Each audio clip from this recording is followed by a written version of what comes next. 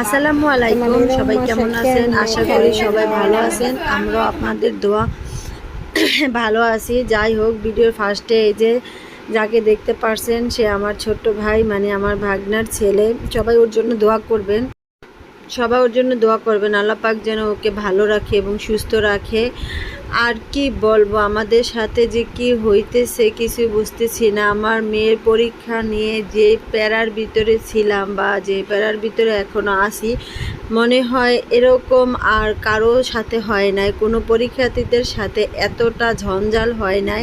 যাই হোক, পরীক্ষা শুরু হলো ঝড় তুফান বৃষ্টির মাধ্যমে। আমরা ভিজে ভিজে 2-3টা পরীক্ষা দিলাম, তারপর আবহাওয়া মোটামুটি শান্ত হলো, মানে পরীক্ষাগুলো এখন ভালোভাবে হইতেছিল। এর ভিতরে বন্ধ, আন্দোলন, পরীক্ষা স্থগিত। যাই হোক, পরীক্ষা স্থগিত হলো। যাই হোক, একটা আশা ছিল যে অবশ্যই পরীক্ষা হবে, বা 2 দিন আগে বা 2 দিন পরে, আজ হবে কাল হবে, এরকম করতে করতে আর মেয়েদের পরীক্ষা হলোই না। ওদের পরীক্ষা দেওয়া আর হয়তো হবে না। 2024-এর ইন্টার পরীক্ষা আর আমার মেয়ে বা ইন্টারের কোনো মেয়েই দিতে পারবে না। যাই হোক, দেশ তো একটু অন্য রকম হয়ে গেছে, এই জন্য ওদের পরীক্ষাটাও কেমন কেমন হয়ে গেছে জানো। এখন ঘোষণা হয়ে গেল যে আর এদের পরীক্ষা হবে না, যেহেতু অনেক ছেলেমেয়েরা অসুস্থ। এদের সুস্থ হতে অনেকটা টাইম লাগবে এবং অনেক মারা গেছে, তাদের কি হবে? এবং যারা খুবই অসুস্থ তাদের সুস্থ হতে অনেক সময় লাগবে। সেই জন্য হয়তো সবাই বলতে সরকার চিন্তা ভাবনা করে এদের পরীক্ষাটা আর নিতেছে না। যাই হোক, আজকে শুনলাম আমার মেয়ে বলল, আম্মু 40 দিন পর আমাদের রেজাল্ট দিয়ে দিবে, এখন শুধু রেজাল্টের অপেক্ষা, কি হয় বা কি আসে।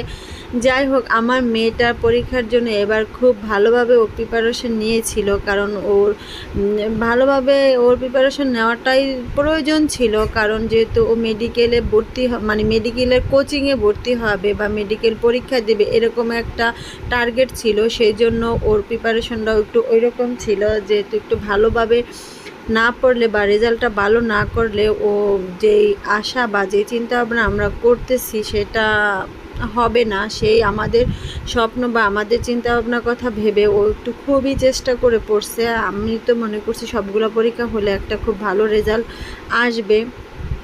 যাই হোক, আমাদের দেশটাই যখন উল্টে গেছে আর রেজাল্ট আর পরীক্ষা, সেটা আর কি বলবো। যাই হোক, যে 7টা পরীক্ষা দিছে ওইগুলা থেকে বা পিছনের এসএসসি পরীক্ষা থেকে কিভাবে রেজাল্ট করবে দেখা যাক কি হয়। আশা করি ভালো কিছুই হবে, যেহেতু আমার মেয়ের এসএসসি রেজাল্টটাও ভালো ছিল। আর যে পরীক্ষাগুলো হয়ে গেছে 7টা পরীক্ষা, ও বলছে যে আম্মু আমার এই পরীক্ষাগুলো ভালো হয়েছে। অবশ্য সব বাচ্চারা পরীক্ষা দিয়ে এসে বলে যে আমার পরীক্ষা ভালো হয়েছে, আদৌ পর্যন্ত কোনো বাচ্চারা বলেনি যে আমার পরীক্ষা খারাপ হয়েছে। তার ভিতরে কারো 19-20 হয়ে যায়, এটাই স্বাভাবিক আর এটাই পরিস্থিতি। আর আমার মেয়েও বলছে যে আম্মু যে 7টা পরীক্ষা আমি দিছি ওই পরীক্ষাগুলো আমার খুবই ভালো হয়েছে। যাই হোক, আমি দোয়া করি আমার মেয়ের পরীক্ষাগুলো ভালো হয়েছে এবং রেজাল্টটাও যেন ভালো আসে। এভাবেই এই রেজাল্টটাই আমাদেরকে নিতে হবে, এই রেজাল্ট পেয়ে আমাদের খুশি হতে হবে।